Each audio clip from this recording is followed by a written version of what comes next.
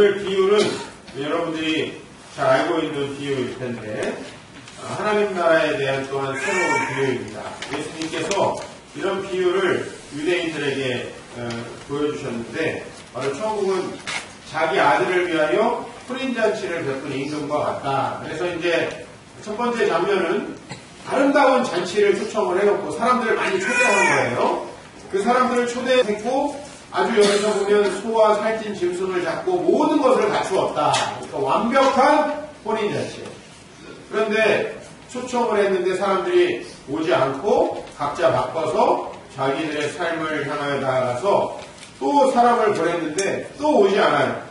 그리고 이 종들을 초청한 사람들을 모욕해요. 그러니까 임금이 군대를 보내서 그 종들을 죽인 사람들을 진멸하고 동네를 불살고 나에게 초청받은 사람들은 오지 않는구나. 그러면 이제 이 청한 사람들 말고 청함받지 못한 사람들, 그 사람들을 거리에 나가서 데려와라. 그리고 그 사람들로 잔치자리를 채워라. 그래서 잔치자리가 가득했는데 그 안에 이 예복을 준비하지 않는 사람.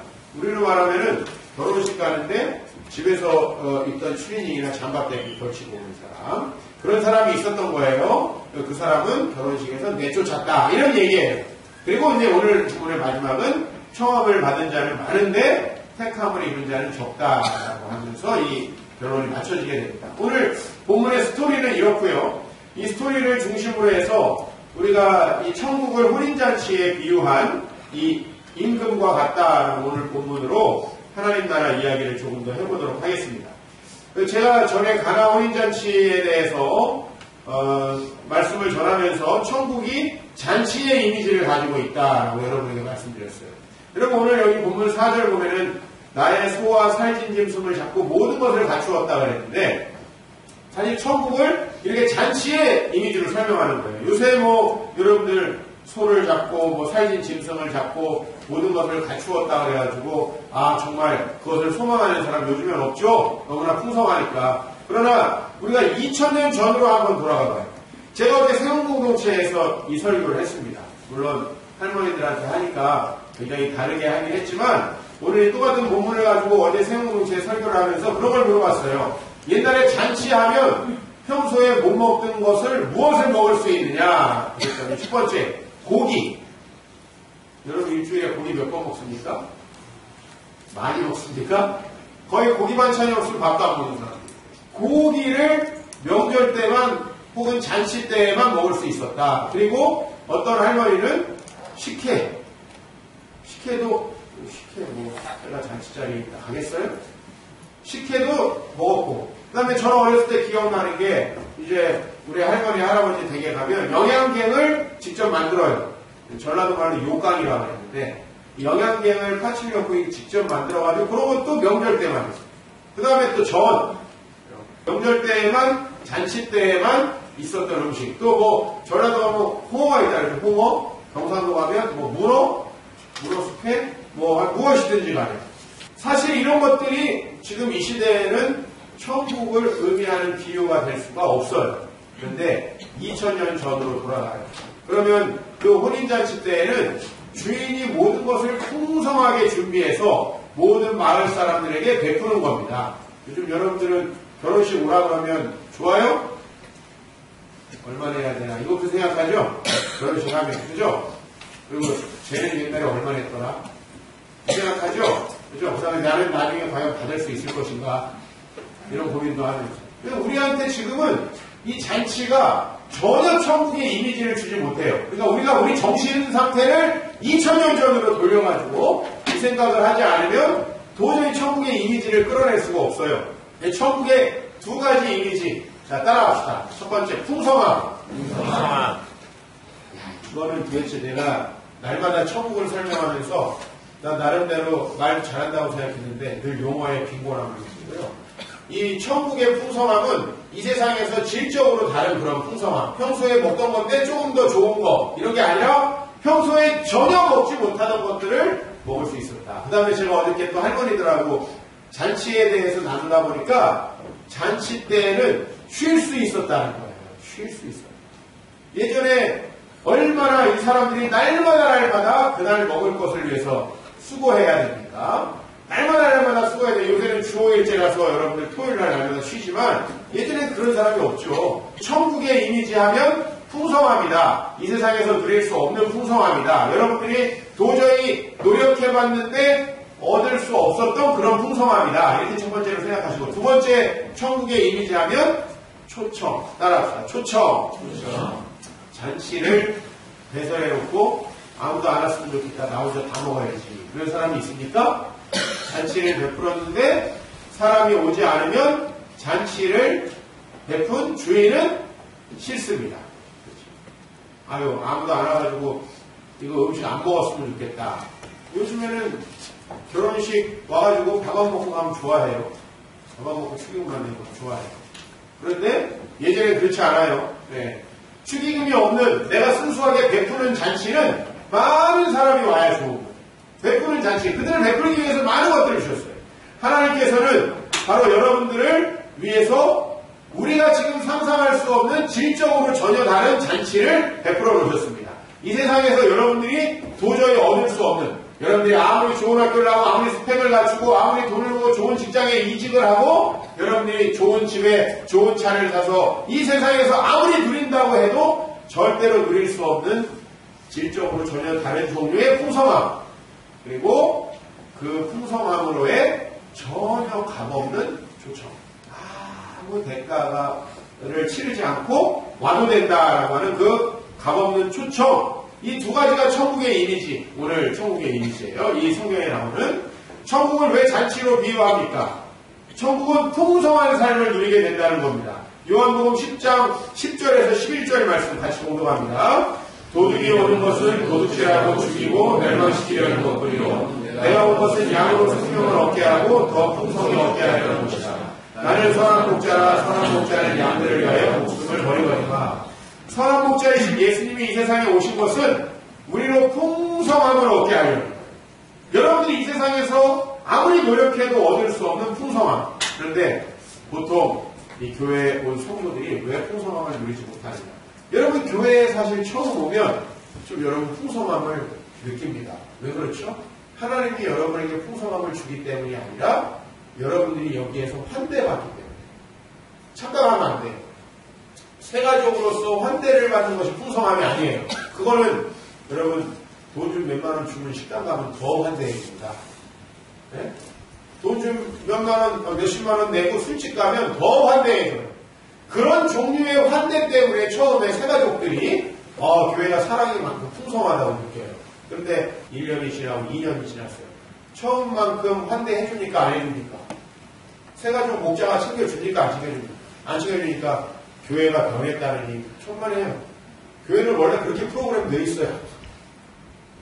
그게 풍성함이 아니에요. 여러분들이 교회에 왔을 때 환대하는 이유는 뭡니까? 여러분들이 천국의 풍성함을 누릴 때까지 편안하게 예배 드릴 수 있게 하기 위해서예요. 우리가 줄 수 있는 건 그 정도예요. 우리가 세가족부에서 줄 수 있고 목사가 여러분들에게 친절을 베풀 수 있는 건 거기까지예요. 여러분들의 리더들이 밥을 사줄 수 있는 건 거기까지예요.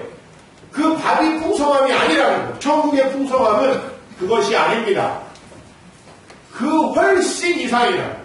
그 훨씬 이상. 그래서 여러분 하나님께서 여러분에게 주시는 진정한 풍성함이 있다는 거예요. 그게 천국이라는 거예요. 진정한 풍성함. 오늘 아까 읽었던 말씀 보면 내가 온 것은 양으로 생명을 얻게 하려고 했는데 이 생명이 뭔가 이것이 바로 질적으로 다른 삶을 이야기해요. 원어로 읽어보면 같은 생명이 아니에요. 지금 우리가 살고 있는 것은 여기서 얘기하는 생명이 아니에요. 생명을 얻는다고 하는 것은 전혀 질적으로 다른 걸 얻는다는 거예요. 만약에 여러분들이 교회에 와서 이 풍성함을 아직 누리지 못한다면 이유는 뭐냐? 뭐 교회 사람들이 친절하게 해주지 않기 때문에? 아니에요. 여러분 교회 사람들의 실체를 본 거예요. 그 애들도 여러분들의 실체를 보려고 우러제끼는 거예요. 우리 엄마 아빠가 얼마큼 참을 수 있다. 남자는 10분이 넘어가면 살기를 느껴요. 여자는 30분 정도 견딜 수 있어요. 그러나 그 이후가 되면 정말 견디기 힘들어요. 그것이 실체를 보는 거예요. 우리 인간은 절대로 그 풍성함을 줄 수가 없습니다. 이 목사는 절대로 그 풍성함을 줄 수가 없어요. 여러분들은 이곳에 와서 하나님께서 직접 주시는 그 풍성함을 누리시기를 축복합니다. 그게 천국이에요. 자, 두 번째로는 천국은 사람을 초청하는 거예요. 풍성함과 초청. 말씀 한번 읽어봅시다. 시작. 수고하고 무거운 짐진 자들아 다 내게로 오라. 내가 너희를 쉬게 하리라. 예수님은 우리를 계속 초청해요. 와라. 혹은 들어가라. 이렇게 초청하는 거예요. 여러분, 예수님이 자기중심적으로 얘기할 때는 뭐라고 얘기하시겠죠? 예수님이 하나님 나라를 상정하시고 저기로 들어가라라고 하실 때 가라지 마. 여기서 오라와 가라는 사실 똑같아요. 영어로 보면 똑같아요. 전혀 다를 바가 없어요. 주님께 가는 거예요. 그렇게 잔치를 초청하시고 여러분을 부르셨어요. 그 잔치는 이 세계에서부터 누릴 수 있는 잔치라고 제가 여러 차례 말씀드렸어요. 근데 여러분이 그 잔치에 들어가려면 교회에 익숙한 것으로는 불가능합니다. 교회에 익숙해지고 이제 사람들도 서로 만나서 편안해지고 이 교회의 프로그램을 누리는 이 정도로는 불가능해요. 요한복음 14장 6절에 보니까 같이 읽어요. 시작.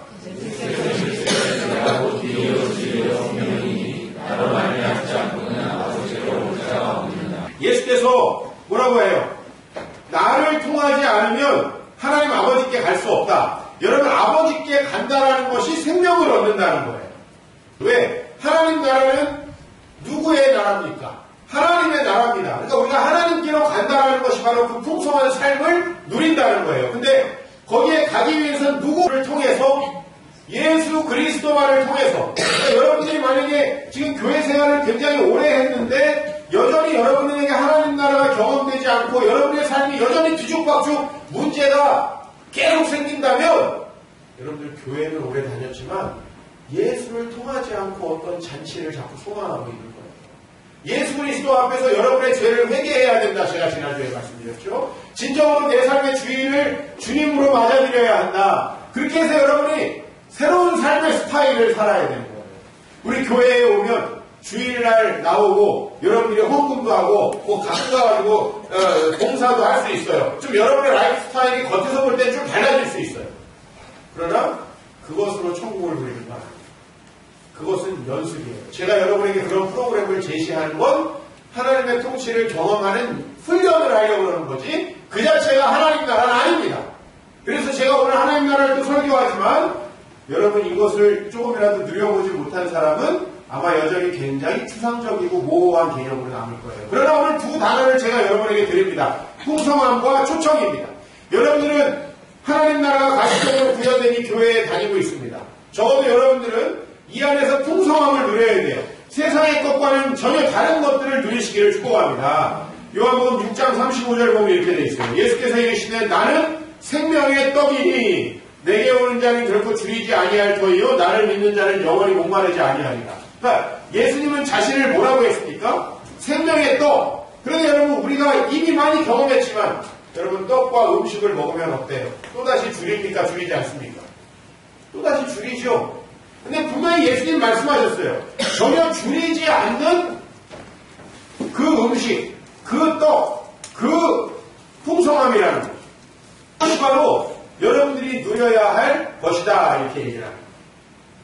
교회에 와가지고 우리가 밥을 한 끼 사주고 친절을 베푸는 거, 이 떡을 누리게 하기 위함이지 그 사람을 평생 책임지지 않고 그냥 책임지려고 해도 책임질 수가 없겠죠. 우리 능력이 부족합니다. 하나님 나라는 이 세상에서 절대 누릴 수 없는 풍성한 하늘의 복을 여러분에게 약속합니다. 오늘 잔치라는 이미지가 우리에게 주려고 하는 것은 두 가지였다. 풍성함을 누리시기를 축복합니다. 풍성함을 누릴 수 없다면 지난주 설교로 돌아가십시오. 우리는 왜 직장을 바꾸고 내가 뭔가 남편을 바꾸고 아내를 바꾸고 뭔가를 다 바꾸면 집을 바꾸고 차를 바꾸면 뭔가를 바꾸면 내 삶이 나아질 거라고 생각해요. 조금 좋아진다. 요만큼. 근본적으로 달라지지 않습니다. 바뀔 수 없어요. 근본적으로 전혀 다르지 않아요. 하나님 나라는 그런 게 아닙니다. 전혀 질적으로 다른 엄청난 복입니다. 그것이 바로 하나님 나라의 복이다라고 하는 거죠. 그래서 그 풍성함을 여러분들이 누리셔야 돼요. 그걸 못 누리니까 이 교회 와서도 세상 거 가지고 자랑하고, 그걸 못 누리니까 이 교회에 와서도 근심 걱정이 충만한 거예요. 그걸 못 누리니까 가정에는 여전히 다툼이 가득하고, 그걸 못 누리니까 여러분의 직장 생활은 여전히 지옥과 같은 거예요.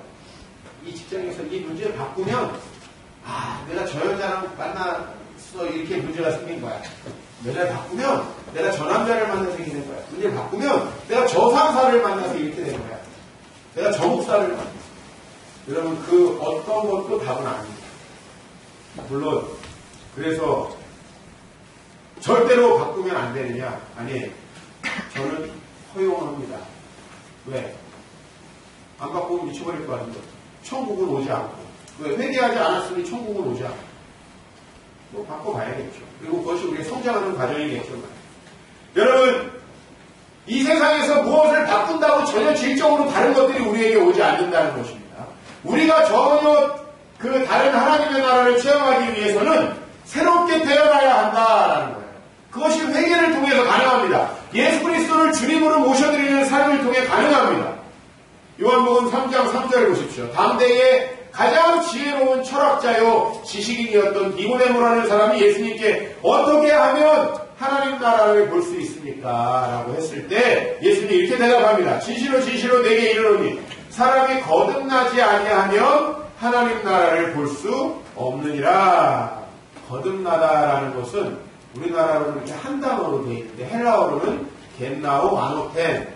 그래서 위로부터 태어나다, 이 두 단어예요. 동사와 부사로 되어 있는. 네? 이거를 이제 우리가 짬뽕 시켜가지고 거듭나다라고 번역을 했는데, 이 번역은 제가 영어 성경을 다 뒤져보니까 세 가지로 이것을 번역했어요. 여러분들은 맨날 거듭남하면 영어로 뭐라 그러죠? 본어겐 이거 얘기하죠. 그죠? 근데 이것은 본어겐으로 번역한 성경도 있고요.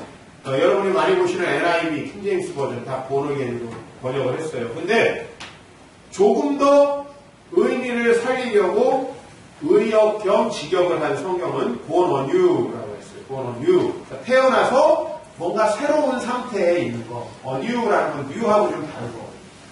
서술형 형용사고. 상태를 이야기하는 거예요. born anew. 그래서 태어나서 조금 뭔가 새로워진 것을 이야기해요. 그 상태. 그 다음에 조금 더 아주 직역을 한 성경이 있어요. 그 성경에는 born from above라고 되어 있어요. 좀 위로부터 태어났다 이렇게 되어 있어요. 이건 원래 이제 헬라어를 직역하면 born from above가 가장 정확한 번역이에요. 근데 이것은 헬라인들은 아주 좋은 것은 저 위에서부터 온다고 생각을 했어요. 마치 우리가 옛날에 뭔가 빌 게 있으면 하늘에다 빌었던 것처럼 똑같아요. 이게 하늘에서 오는 겁니까? 하나님께로부터 오는 겁니까? 하나님께로부터 오는 거죠. 그죠? 그러니까 위라고 하는 것은 뭔가 질적으로 전혀 다른 새로운 것을 이야기한다고 했을 때 뭐 born again이라고 번역을 하든지 born anew라고 번역을 하든지 그것은 뭐 다 우리에게 통용될 수 있는 번역이라고 생각이 들어요. 그런데 중요한 것은 거듭난다라는 건 뭐냐? 여러분이 예수님을 믿게 되는 거예요. 그래서 그 예수 그리스도가 정말 여러분들 안에서 주인 행세를 하시는 거예요. 주인 노릇을 하시는 거예요. 예수께서 여러분에게 주인이 되셔서 살아가는 거예요. 그러면 다른 삶이죠. 그죠? 우리가 결혼을 해서 뭐가 달라집니까? 내 마음대로 살다가 눈치를 봐야 되는 게 달라지는 거예요. 그죠? 하긴 해. 내가 하던 짓들을 그대로 하는데 태클이 들어온다. 이런 점이 달라져요. 그죠? 그러니까 어떤 사람은 결혼하면 구속이 되는 것이다. 그렇게 나쁜 쪽으로만 얘기를 하는데 그렇지 않아요. 좋은 점도 많이 있어요. 그러나 중요한 건 뭐냐면 본질적으로 달라지는 건 없다는 거예요. 여러분 결혼하기 전과 후 하던 거 안 합니까? 하던 거 하는데 방해를 받으면서 한다. 네? 요거예요. 질적으로 달라지지 않아요. 나에게 돈이 많이 주어졌다. 그러면 조금 풍족하게 쓰면서 결핍되는 거예요. 어차피 결핍되는 건 똑같아요. 영혼이 공허하고 삶의 의미와 목적이 없는 건 똑같아요. 전혀 다를 거 없어요. 내가 좀 스펙이 좋다. 그러면 조금 더 배우고 조금 더 다른 사람이 알아주는 상태에서 공부하는 거예요. 알아주고 공부하나, 알아주지 못하고 공부하나 별 차이 없어요. 왜? 내가 느끼는 공부하고 똑같아요. 사람이 잔치에 초대되어서 풍성해지는데 그것은 바로 여러분이 예수 그리스도를 믿음으로 하나님 나라의 초청에 응하여 살아갈 때 이제 결과적으로 우리는 그 잔치를 누릴 수가 있는 것입니다. 오늘 본문에 나오는 예복을 입지 않은 이 사람은 초청되어서 오기는 했지만 이해가시죠? 오늘 본문에 보면은 세 종류의 사람이 있어요. 아예 초청에 응하지 않은 사람, 그 다음에 초청에 응했지만 예복을 입지 않은 사람. 결혼식으로 한번 생각해봐요. 결혼식 초청장 돌렸는데 안 온 사람 1번. 벌써 막 화가 나요. 1번 안 온 사람.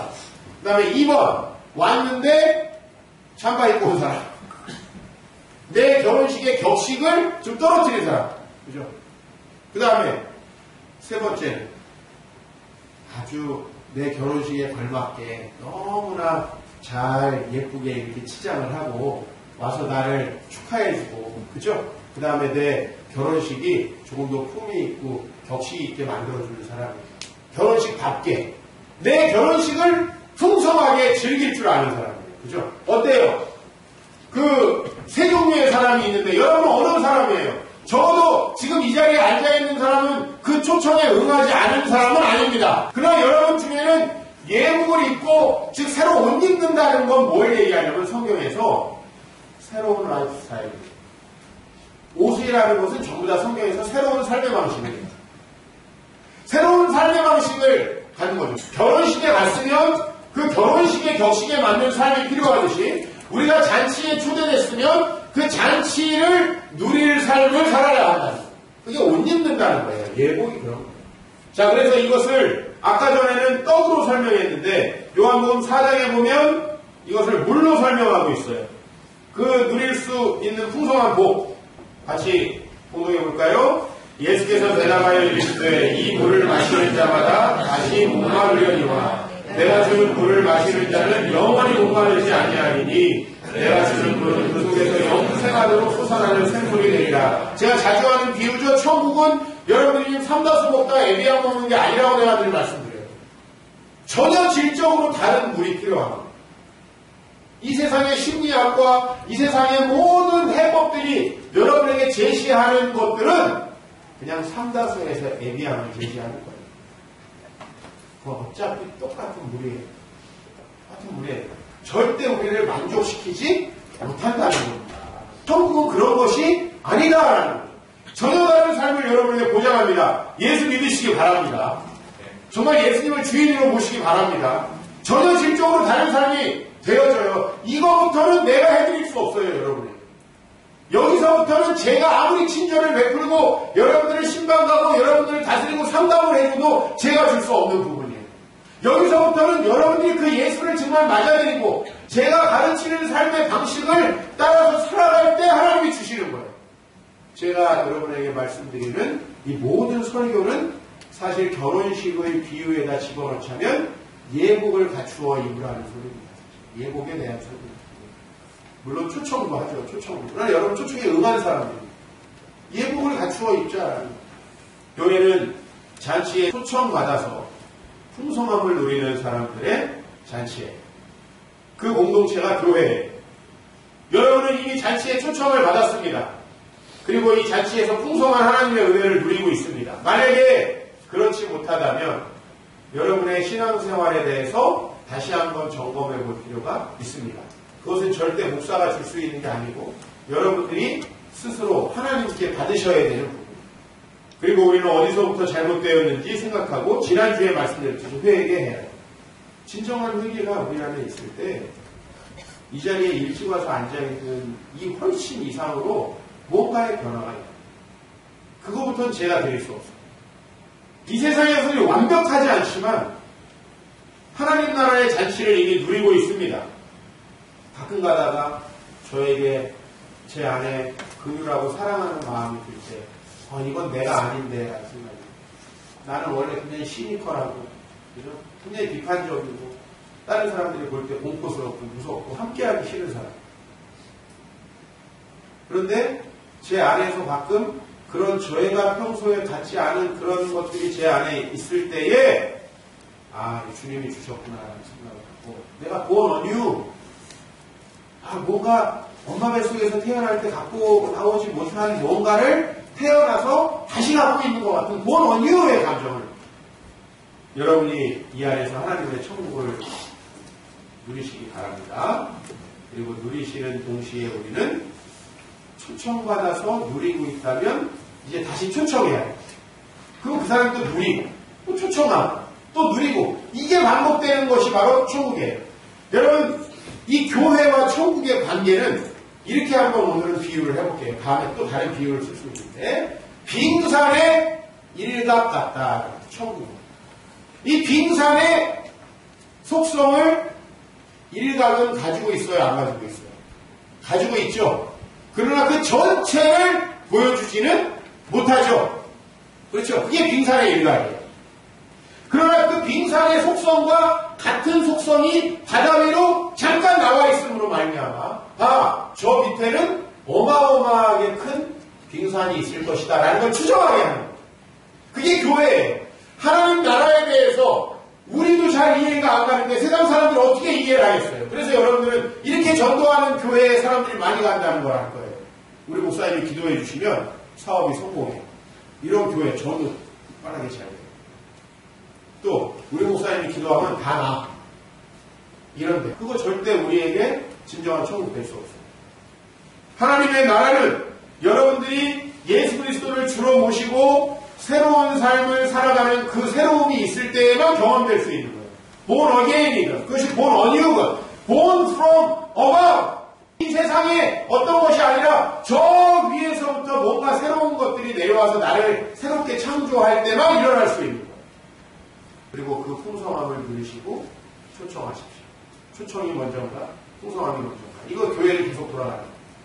오늘 본문에도 계속 초청하고 있어요. 3절 보면 종들을 보내어 청한 사람들을 혼인잔치에 오라 하였더니 4절 보면 다시 안 오니까 다시 다른 종들을 보내서 내가 옷차를 준비하되 소와 살찐 짐승을 잡고 모든 걸 갖추었으니 오소서.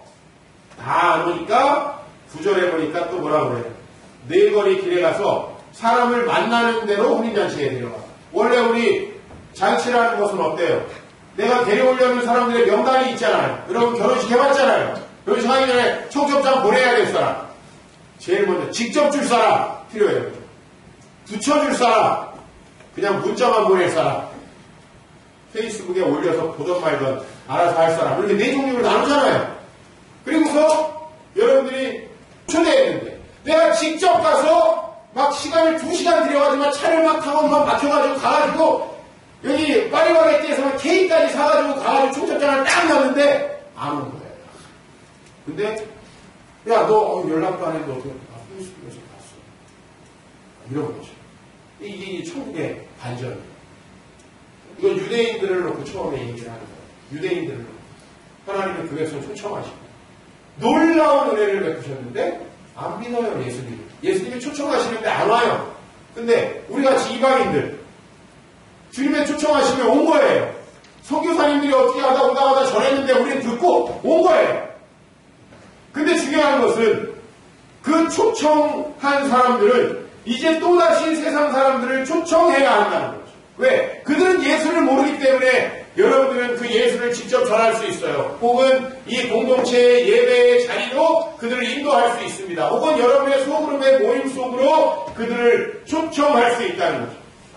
그들이 예수 그리스도의 복음을 듣게 되면 born anew, born again, born from above 할 수 있다는 거예요. 거듭난다는 것입니다. 이 세상 사람들은 다 주님이 필요해요. 새롭게 태어나야 돼요. 왜? 새롭게 태어나지 않으면 하나님 나라를 절대 경험할 수 없으니까. 용접하는 자고 그 이름을 믿는 자들에게 하나님의 자녀가 되는 권세를 주세요. 여기서 뭔가 변화가 일어나는 거예요. 주님이 주인 되신 변화가 일어나는 거예요. 그래서 빌립보서 3장 말씀에 보면 이렇게 되어 있어요. 우리의 시민권은 하늘에 있다. 거기로부터 위로부터 구원하는 자 곧 주 예수 그리스도를 기다리노니 절대로 이 풍성함은 하늘에서부터 올 수밖에 없고요. 여러분들이 누구의 삶을 바꾸어주고 싶다. 그 사람에게 정말 풍성함을 주고 싶다. 뭔가 새로움을 줄 수 있다. 그것은 여러분이 줄 수 있는 것도 아니고 여러분의 담임 목사가 줄 수 있는 것도 아니에요. 이 교회가 줄 수 있는 것도 아니고 우리는 그 말씀을 전해서 예수님을 그가 만날 때만이 그 변화가 일어납니다. 저는 목회자로서 때로는 상당히 무기력함을 느껴요. 왜? 내가 해줄 수 있는 게 없다는 거죠. 그런데 어떨 때는요, 정말 소망을 느껴요. 왜냐면 내가 스쳐 지나가면서 전했던 그 말씀을 믿고 살았더니 놀라운 변화가 나요.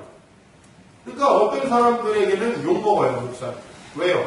목사님 교회만 나오라고 그러고 맨날 이것저것 봉사하라고 난 힘들어 죽겠는데 이렇게 욕해요, 목사님. 근데 어떤 사람은 아니 목사님이 전한 말씀을 듣고 내 인생이 변했습니다. 이렇게 하는 사람이 있어요. 사실 그거 제가 한 거 아닌데 주님을 만나서 진정한 변화를 느끼니까 그런 얘기를 하는 거예요. 여러분은 하나님 나라를 누리고 계십니까? 만약에 여기서 예스라면 오늘 이제 우리는 다른 사람들을 초청해야 하는 종이 되었다는 것을 생각하시고, 여러분이 누리지 못하고 있다? 그러면 다시 이 초청을 받아야 된다? 그럼 지난 설교로 다시 가야 돼요. 그래서 거기서 회개를 하고 다시 오늘 설교로 돌아옵니다. 먼저 초청한 사람들은 다른 사람을 초청하는 종의 역할을 감당해야 돼요. 왜 이것이 중요하냐? 두 가지 말씀만 읽어보고 제가 오늘 우리의 사명에 대해서 좀 몇 가지 이야기를 하겠습니다.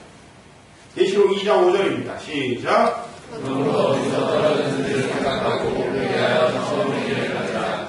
만약 회개하지 아니하고 회개하지 아니하면 회개하게 가서 내 뜻을 그 자리에서 옮기고. 네, 이 교회 공동체는 항상 하나님의 축복과 또한 하나님의 책망과 징계의 경계선상에 있는 거예요. 교회라는 것은 하나님의 사명을 감당하지 못할 때 어떤 종류의 축복도 더 이상 그 자리에 임하지 않는다는 걸 알아야 돼요. 조금 더 개인적으로 보자면 학계 1장 5절과 6절 말씀을 봅니다.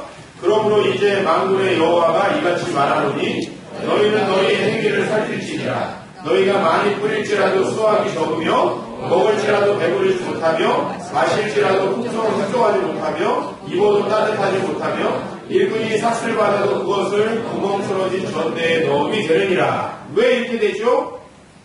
이건 이미 초청된 저와 여러분들 같은 성도들에게 하는 말이에요. 우리의 행위가 하나님 나라를 위하지 않을 때 오늘 이런 일이 벌어진다는 거죠. 뿌려도 수확이 적고 먹어도 안 배부르고 마실지라도 흡족하지 못하는. 그런데 예수 그리스도를 주인으로 가진 너희가 나를 먹으면 영원히 줄이지도 않고 목마르지도 아니하리라. 어때요? 전혀 다른 종류의 복음이 주어지죠.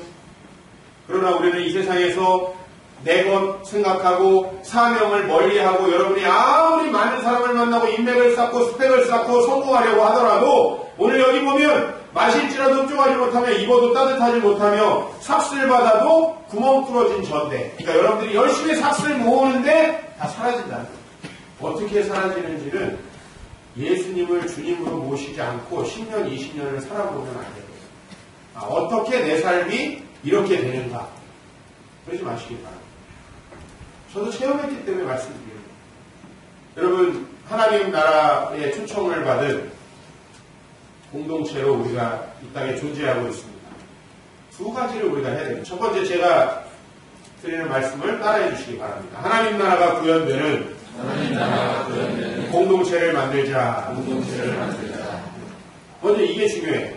왜? 우리가 초청을 하려면 뭐가 있어야 돼요? 잔치. 그리고 이곳에 초청된 그분들이 진짜 하나님 나라의 잔치를 누리기 전에 우리를 통해서 그 잔치가 있겠구나라고 하는 걸 경험을 해야 돼요. 마치 우리는 어떤 사람에 가까우면, 여러분 결혼식에 가면, 결혼식장 가까이에 가면 누가 있어요? 어떤 사람이 이렇게 예복을 입고, 그죠? 여기다 띠를 두르고 주차 안내를 해줘요. 거기서부터 오늘 뭔가 좋은 일이 벌어지고 있구나. 뭔가 오늘 잔치가 여기 벌어지고 있구나라는 걸 알 수 있어요. 그죠? 우리가 그냥 정말 추리인이 있고 막 씻지도 않고 뭘 부시시해가지고 일로 가세요 막 이런 거. 그 잔치가 안에 뭔가 좋을 게 있을 거라는 생각이 들어요? 아니죠. 그죠?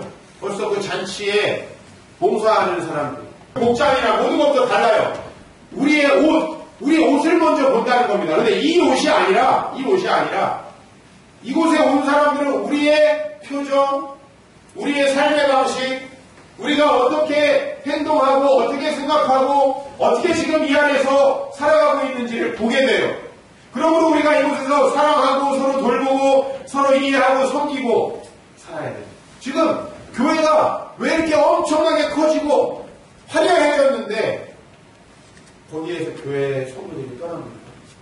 많은 사람들이 교회의 겉모습을 보고 거기에 들어갔다가 실망해서 교회를 떠난다는 거죠. 왜요? 막상 안에 들어가 보니까 세상보다 더하다, 내지 세상과 비슷하다는 걸 느끼기 때문에. 여러분, 여러분의 소그룹은 어떻습니까? 여러분의 교회 생활은 어떻습니까? 저도 제 자신을 돌아보고, 또 여러분의 교회 생활이 정말 서로 사랑하고 서로 돌보고 서로 이해하고 서로 섬기고 자신의 것을 나누고 있는지. 다른 사람들은 나를 만나서 어떻게 하면 빼먹을 걸 생각하는데 교회에 오니까 목사님도 여기에 여러 다른 형제 자매들도 나에게 줄 것을 생각하고 전혀 다른 옷을 입고 있는 어떤 사람들을 발견합니다. 그런 공동체가 되기를 축복합니다. 이 공동체가 그런 공동체가 되어야 합니다. 하나님 나라를 구현하는 그런 공동체가 되어야 이 공동체를 오는 사람들이 주님을 만나기 전에 우리의 모습을 보고 하나님 나라를 보고 교회가 겉으로는 치장을 화려하게 하고 우리가 좋은 옷을 입고 안내를 할 수는 있어요. 그러나 그들이 석 달, 6달, 1년, 3년 다니면 우리의 실체를 알게 돼요. 그죠? 그래서 저는 교회는 첫인상이 좋을 필요가 없다고 생각해요. 여러분들 첫인상 그렇게 중요한 거 아니에요. 왜냐하면 여러분 하루 만나서 세일즈하고 장사할 사람은 첫인상 중요해요. 그럼 우리는 우리의 삶을 공유해야 되는 거예요. 첫인상 가지고 승부하는 거예요. 하나님 나라를 구현하는 공동체를 만듭시다. 두 번째 따라하십시다. 주위 사람들을 끊임없이 공동체로 초청하자. 여러분 이 안에 와서 정말 살아있는 예수 그리스도의 말씀을 들으면 그들의 삶에 모든 것이 채워질 줄 믿습니까? 우리가 이것을 믿지 못하는 이유는 나도 경험하지 못하기 때문에 우리들이 주님 앞에 순종하지 않기 때문에 생기는 거예요. 이 세상에 좋은 책도 너무나 많고 좋은 설교도 너무나 많습니다. 그러나 이 복은 우리가 예복을 입고 천국에 합당한 삶을 살았을 때만 우리에게 누려지는 거예요. 그래서 이게 어떻게 보면 되게 쉽기도 하고 되게 어렵기도 한 거예요. 그죠? 세상의 것을 고수하는 사람에게는 너무 어려운 일이고요. 자기를 내려놓는 사람한테는 너무 쉬워요. 왜? 어차피 우리의 행위로 뭔가 우리가 열심히 해서 주의 은혜를 받는 게 아니에요. 주님이 주인 되시는 삶. 제가 어제 선교팀에게 얘기했어요. 우리 필리핀 선교가 벌써 8번째입니다. 이제 가서 뭘 해야 될지 대충 다 있어요. 가는 멤버들도 비슷해요. 그래서 가가지고 이거 하고 오면 되겠지? 라고 우리가 생각하고 있어요. 제가 요새 기도하면서 선교팀을 생각할 때 우리가 가서 뭘 하는 선교가 아니라 그냥 우리가 하나님 나라 백성으로서 존재하는 선교가 돼야 되고 그렇게 거기서 살다 오면 된다. 그렇지. 사랑하고 나누고 정말 배려하고 정말 그 사람들이 한 번도 보지 못하는 삶의 양식을 우리에게 보면 된다. 그래서 제가 어제 두잉의 선교 할 생각하지 마라. 비잉의 선교. 그런 말씀을 드렸습니다. 여러분 여기 와가지고 일하시는 것도 중요한 거예요. 하나님의 자녀가 존재하셔야 돼요. 그래야 하나님의 나라가 여러분에게 흘러 들어가는 거예요. 그리고 우리는 주위 사람들을 이 공동체로 불러들일 때 그들도 하나님 나라를 경험할 수 있어요. 천국은 초청하는 거예요. 초청이 없어져 버린 천국은 아무 의미가 없는 거예요. 새로운 백성들을 주님 나라로 인도하지 못하는 교회는 아무 의미가 없는 거예요. 교회 자체가 유지되고 교회가 여기에서 없어지지 않기 위해 존재한다. 그런 교회는 이미 필요가 없는 거예요. 천국을 이 땅에 실어 나를 수 있는 교회. 오늘 여러분들에게 이 주보 안에 작정서가 하나 있습니다. 작정서가 혹시 없으신 분들 오른손 들어주십시오. 작정서 없으신 분들 오른손 들어주십시오. 볼펜 없으신 분들도 오른손 들어주십시오. 오른손 드십시오. 가져다 드릴 겁니다. 자, 오늘 저는 여러분들하고 이 연말 연시 그리고 추운 겨울이지만 따뜻한 마음을 나눌 수 있는 시간으로 보내기 위해서 거룩한 작정을 하려고 합니다. 작정사를 끼시고 제 얘기를 들어보십시오. 지금 현재 여러분에게 가장 중요한 사람은 누굽니까? 여러분의 자녀입니까? 여러분의 가족입니까? 아니면 여러분을 지금 뭔가 더 좋은 직장으로 옮겨줄 수 있는 그 어떤 지인입니까? 여러분의 애인입니까? 누굽니까? 우리에게 있어서 가장 중요한 사람은, 우리의 관심의 제1번 대상은 하나님 나라의 초청이 필요한 그 사람들입니다. 그 사람들이 여러분의 very important people이 되어야 합니다. 그들이 여러분의 VIP가 되지 않으면 여러분은 세리와 똑같은 삶을 살아가는 거죠. 나에게 먼저 인사하고 나에게 도움이 되고 나의 가족이고 내가 그를 위해서 뭔가 해야 되니까 그 사람이 나에게 중요하다라고 하면 여러분 그것은 이 세상 사람과 똑같은 거예요. 이 세상 사람들도 가족이 중요하고 이 세상 사람들도 자기에게 돈 되는 사람이 중요하고 이 세상 사람들도 자기에게 영업할 사람이 중요하고 우리의 VIP는 하나님께서 찾으시는 사람입니다. 적어주시면 좋겠습니다. 여러분 이 연말 연시에 많은 사람들 만나실 텐데요. 여러분 사실 그분들에게 하나님 나라가 필요합니다. 결혼이 필요한 게 아니에요. 직장이 필요한 게 아니고 돈이 필요한 게 아니에요. 사실은 하나님 나라가 필요합니다. 여러분이 초청할 VIP 2장이 있습니다. 제출용에는 신년 성금 시간에 내실 겁니다.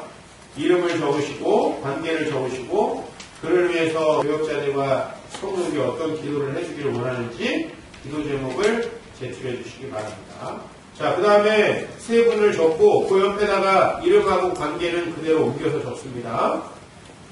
그리고 이제 여러분 본인 보관용에는 그 사람을 위해서 무엇을 해야 될 것인가, 그 사람을 위해서 어떻게 내가 복음적인 접근을 하고 이 공동체로 그를 인도할 것인가를 적어주시면 되겠습니다.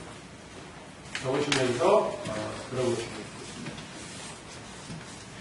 한 2년 전쯤에 나온 책의 제목입니다. 어떤 목사님이 쓰신 책인데요. 복음을 위한다면 지갑을 찢어라 라는 책을 쓰셨어요. 여러분 우리가 그들에게 전화 한 번 해서 올래? 해가지고 안 오면 말아요. 여러분 결혼식 할 때 그렇게 하셨습니까? 그렇지 안 하셨죠? 여러분 개인의 결혼식 그 사람이 가건 안 가건 그 사람의 삶 별로 달라지지 않아요. 그렇죠? 내 결혼식에 왔다고 그 사람이 엄청나게 무슨 뭐 복을 받는다든지 그러지 않는데 우리 되게 열심히 그들을 초청했어요. 그들에게 진짜 필요한 것은 예수 그리스도입니다. 그들에게 먼저 다가가야 하고요. 시간을 그들과 보내야 되고 친구가 되어야 합니다. 삶을 공유하고 이 도시의 생활을 함께 누려야 합니다. 그러면 그들이 아마 여러분이 하는 얘기를 귀 기울여 들으려고 할 것이고 여러분이 지금 살아가는 방식이 무엇인가에 대해서 고민하고 한번 공유해 보려고 이 자리에 오고 싶어 할 것입니다. 우리 그들을 위해서 우리의 시간, 우리의 지갑 찢어서 뭔가를 해야 될 것입니다. 여러분 정말입니다. 해마다 여러분은 한 해가 가고 새해가 시작될 때 더 나은 한 해를 바라셨죠. 더 복을 받기를 바라셨죠. 복을 받으셨습니까? 그거 제가 묻고 싶어요. 복을 받으셨고 더 나아지셨습니까? 살림살이가 옛날에 어떤 대통령 후보처럼 더 나아지셨습니까? 살림살이가 나아졌다면 여러분 진짜 행복해지셨습니까? 스스로를 속이지 마시고요. 하나님 앞에 여러분이 2015년을 우리가 준비하는 가장 복된 길은 우리의 VIP를 정하고 그 VIP에게 예수 복음을 전하는 것이라 믿습니다. 교회의 사명은 하나님 나라를 확장하는 것입니다. 교회의 사명하면 항상 목사의 사명이라고 생각해요. 한번 이렇게 생각해 봅시다. 목사의 사명을 감당하지 못하고 하나님의 복을 받기 어렵겠죠. 그죠? 여러분 저를 생각하고 싶으세요. 그러기 어렵겠죠. 성도는 성도의 사명을 감당하지 못하고 하나님 나라의 복을 받겠습니다. 그걸 꼭 생각하시고요. 여러분 오늘 우리가 이 VIP를 바꿉시다. 나에게 가장 중요한 사람은 그 사람이야. 나에게 가장 중요한 사람은 내 가족이 아니에요. 그들에게도 내가 필요하죠. 그러나 그들은 이미 사랑받고 있고 이미 존중받고 있는 사람이에요. 하나님의 나라가 없는 그 사람들. 저는 많은 걸 느껴요. 정말 이 사회에서 성공한 사람. 제가 가끔 우리 대학교 친구들, 후배들을 만나봐도요. 명함은 기똥차요. 막 어디 대표 사는 얘기 들어보면 너무 마지못해 살아요. 그런 사람 거의 찾아본 거 없어요. 그들에게 예수 그리스도가 필요합니다. 그들을 VIP로 초청하시면 좋겠습니다. 여러분의 VIP는 여러분이 예수 그리스도를 만나게 해야 될 그 사람. 우리 날씨도 춥고 많이 힘들어요. 그러나 우리 12월에 1월에는 가장 많은 사람을 만나는 시기입니다. 춥고 힘들지만 우리가 이 시기에 우리의 사랑이 필요한 사람들을 만나면 좋겠습니다. 열매는 하나님이 책임지시리라 믿습니다. 다 적으신 분들은 기도하는 마음으로 우리 헌금 시간에 제출용이라고 써있는 거 제출하시고 본인 보관용을 성경책에 띄우시고요. 여러분 우리 이분들을 한번 올해 연말 연시 또 내년 초에 한번 초청해서 예수 그리스도 복음을 들려주면 좋겠습니다.